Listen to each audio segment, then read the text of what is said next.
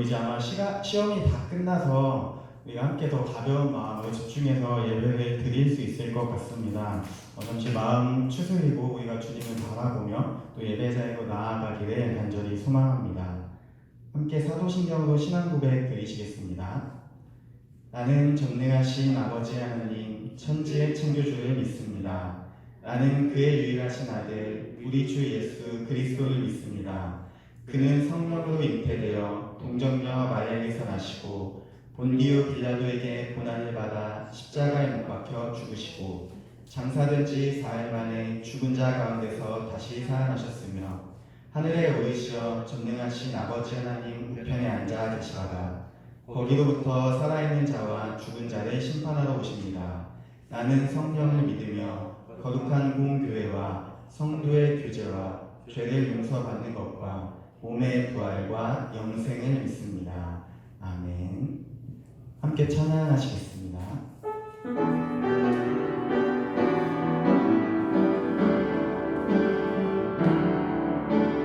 선하신 목자 날 사랑하는 분 주 인도하는 곳 따라가리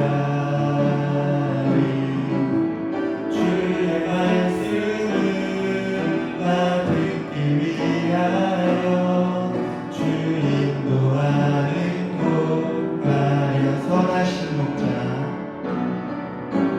선하신 목자 날 사랑하는 분 주 인도하는 곳 따라가리 주의 말씀을 나 듣기 위하여 주 인도하는 곳 가려네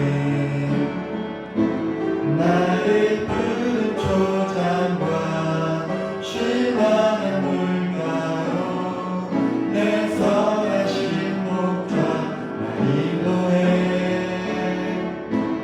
험한 산과 골짜기로 내가 다닐지라도 내 선하신 목자 날 인도해 선하신 목자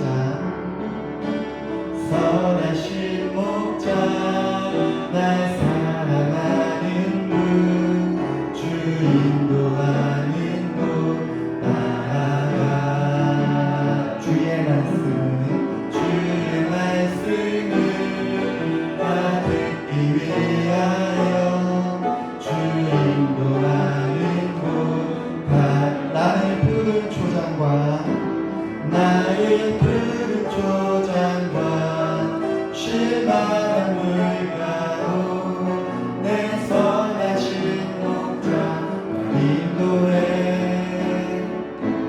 험한 산과 골짜기로 내가 다닐지라도 내 선하신 목자 나의 푸른 초장과 나의 푸른 초장과 실망한 물가로 내 선하신 목자 날 인도해 험한 산과 골짜기로 내가 다닐지라도 내 선하신 목자 날 인도해 함께 기도하시겠습니다. 주님, 거룩한 주일을 허락하시고 예배 자리에 인도하심에 감사합니다. 우리가 함께 모여 예배 드리지는 못하지만 영상으로 예배 드릴 수 있음에 감사합니다.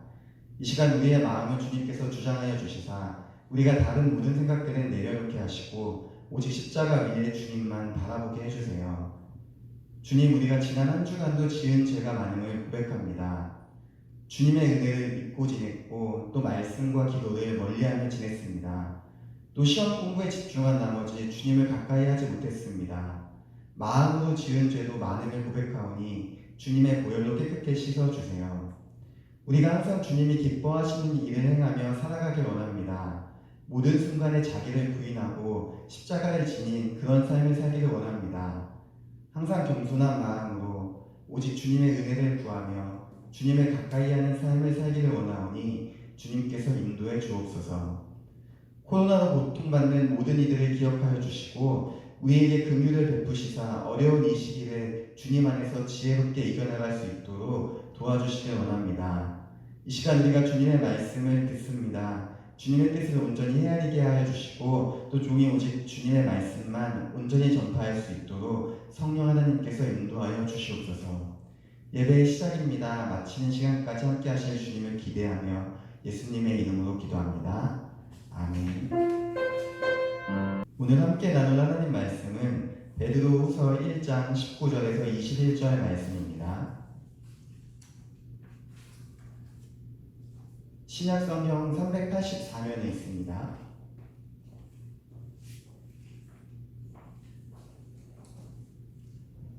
함께 읽겠습니다. 또 우리에게는 더 확실한 예언이 있어 어두운 데를 비추는 등불과 같으니 날이 새어 샛별이 너희 마음에 떠오르기까지 너희가 이것을 주의하는 것이 옳으니라. 먼저 알 것은 성경의 모든 예언은 사사로이 풀 것이 아니니 예언은 언제든지 사람의 뜻으로 낸 것이 아니요 오직 성령의 감동하심을 받은 사람들이 하나님께 받아 말하는 것입니다. 아멘. 네, 올해 우리 교회의 전체적인 방향성은 같이 성경을 읽는 것입니다. 그래서 중고등부도 신약을 통독하는 것을 목표로 열심히 나아가고 있습니다. 우리가 많이 들어봤겠지만 모든 교회들은 너무나 당연하게도 성경을 굉장히 중요하게 여깁니다. 우리가 한 번쯤은 들어봤을 종교개혁이라는 그 시대에 가장 중요한 표어도 오직 성경이었습니다. 종교개혁자들은 당시에 흐트러진 교회가 또 중심을 벗어난 교회가 다시 한번 성경 위에 그 하나님의 말씀 위에 회복되기를 원하는 마음으로 강력하게 오직 성경을 주장했던 사람들입니다. 교회가 왜 이렇게까지 성경을 강조하고 또 중요하게 생각할까요? 네, 오늘 설교 주제처럼 제목처럼 성경은 세상에서 가장 특별한 책이기 때문입니다. 성경이 가장 특별한 책인 이유는 하나님께로부터 온 책이기 때문입니다. 우리가 보통 일반적으로 명품을 굉장히 좋아합니다. 얼마 전에 이제 기사를 하나 봤었는데 한 달 전쯤 된 것 같아요. 코로나 때문에 이제 면세점에서 쇼핑을 하지 못하니까 명품 매장을 열었을 때 새벽부터 가서 줄을 기다려서 오픈할 때까지 기다렸다가 심지어 오픈했을 때 막 서로 먼저 가겠다고 싸웠다라는 기사를 봤습니다. 왜 사람들이 명품을 그렇게 원하고 좋아할까요?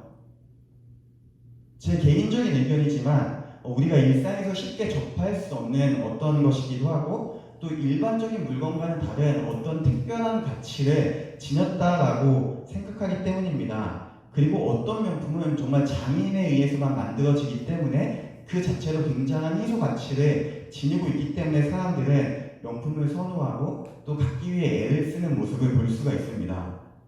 성경은 명품 중에 명품입니다. 왜냐하면 전능하신 그 하나님께서 우리에게 주신 것이기 때문입니다.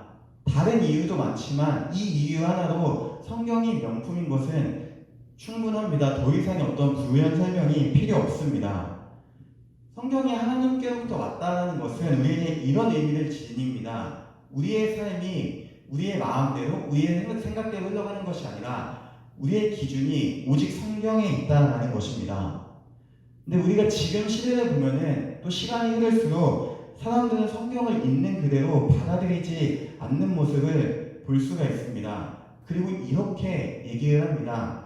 전도사님, 시대가 변했어요. 성경은 몇천 년 전에 쓰여진 건데 이게 어떻게 우리의 시대에 그대로 적용이 될 수 있겠습니까? 또 누군가는 이렇게 말합니다. 이스라엘의 문화와 우리의 문화는 다릅니다. 그래서 우리는 성경을 조금 있는 그대로 받아들이기 힘듭니다 라고 말하는 분들도 있을 수 있습니다. 만약에 저와 여러분이 이러한 마음으로 성경을 받아들이고 행동한다면 하나님께서 어떻게 우리를 보고 계실까요? 하나님께서 그럴 수 있지, 시대가 변했지, 또 한국의 문화와는 다르지라고 하시면서 우리를 포용하시고 우리를 바라보며 흐뭇해하고 계실까요? 절대 그렇지 않다라고 생각합니다. 아마 하나님은 눈물을 흘리시면서 우리를 바라보고 계실 것입니다. 성경은 전능하신 그 하나님께서 우리에게 주신 것입니다. 시대를 막론하고 또 문화를 넘어서 성경은 하나님이 어떤 분이시고 또 하나님께서 우리에게 원하시는 삶이 무엇이고 우리에게 바라는 것이 무엇인지 명확하게 안내합니다. 그렇게 우리는 성경의 모든 내용을 하나님의 말씀으로 받아들이고 인정해야 하는 것입니다. 그렇기 때문에 우리에게 성경은 유일한 삶의 기준이며 최종적인 기준인 것입니다. 우리의 삶에서 가장 최종적인 권위는 바로 성경 위에 있습니다. 우리는 성경에 나타난 그 하나님의 마음을 알아가며 그에 합당한 삶을 살아가는 것이 바로 그리스도인의 삶이라는 것입니다.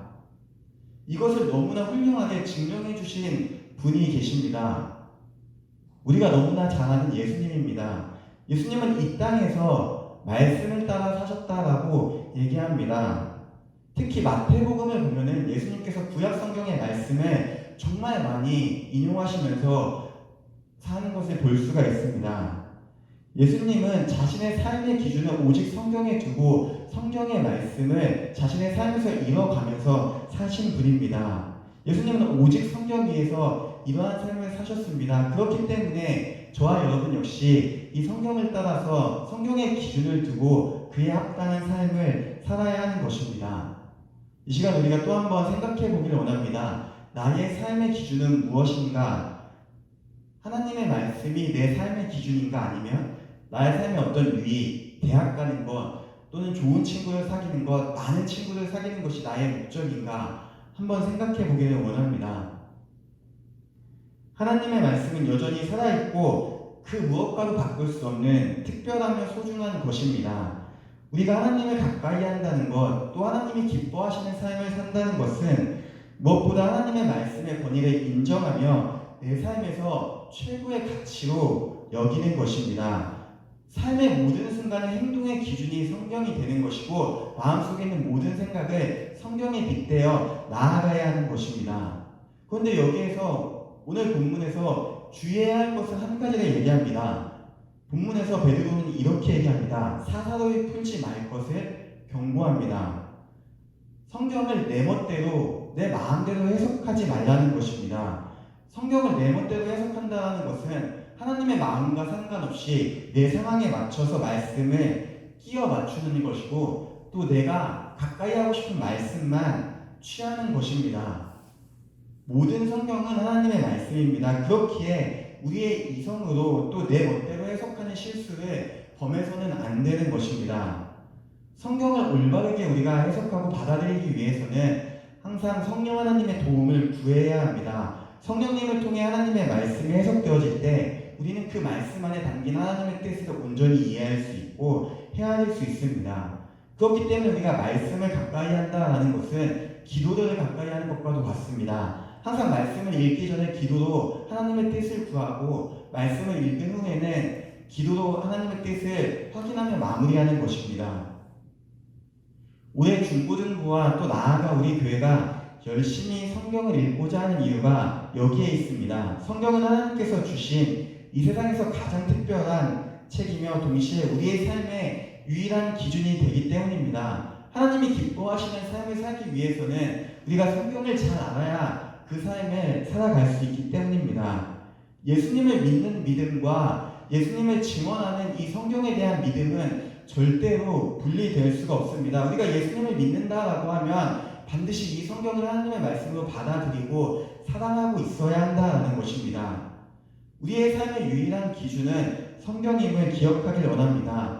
우리가 성경 위에 하나님의 말씀에 서 있지 않는다면 우리는 온전한 신앙생활을 할 수가 없습니다. 성경은 굉장히 두꺼운 책이긴 합니다. 그러나 부담스러운 책은 아닙니다. 이 성경은 부담스러운 책이 아닌 하나님의 마음이 담긴 사랑의 책임을 기억하길 원합니다. 우리가 이번 주에 그리고 나아가 평생에 이 하나님의 말씀을 가까이 하며 또 날마다 성령 하나님께 기도로 하나님의 말씀에 담긴 그 주님의 뜻을 구하며 주님과 동행하는 저와 여러분 모두가 되기를 간절히 소망합니다. 함께 기도하시겠습니다. 주님 감사합니다. 우리가 이 시간 주님의 말씀이 무엇인지 한번 생각해 보기를 원합니다. 깨닫기를 원합니다. 성령 하나님께서 우리 아이들의 마음을 만져주시사 성경이 하나님의 말씀임을 우리가 인정하고 이해할 수 있도록 주님께서 인도하여 주시옵소서. 우리가 우리의 상황에 맞춰서 성경을 받아들이는 것이 아니라 모든 성경은 하나님의 말씀임을 기억하게 하여 주시옵시고, 우리의 삶의 모든 생각과 행동의 기준이 이 하나님의 말씀 위에 설 수 있도록 주님께서 함께 하시고 인도하여 주시옵소서. 오늘 하루도 온전히 주님께 맡깁니다. 주님께서 함께 하여 주시고 인도하실 줄 믿고 감사하며 예수님의 이름으로 기도합니다. 아멘. 함께 주기도문으로 예배를 마치겠습니다. 하늘에 계신 우리 아버지, 아버지의 이름을 거룩하게 하시며 아버지의 나라가 오게 하시며 아버지의 뜻이 하늘에서와 같이 땅에서도 이루어지게 하소서.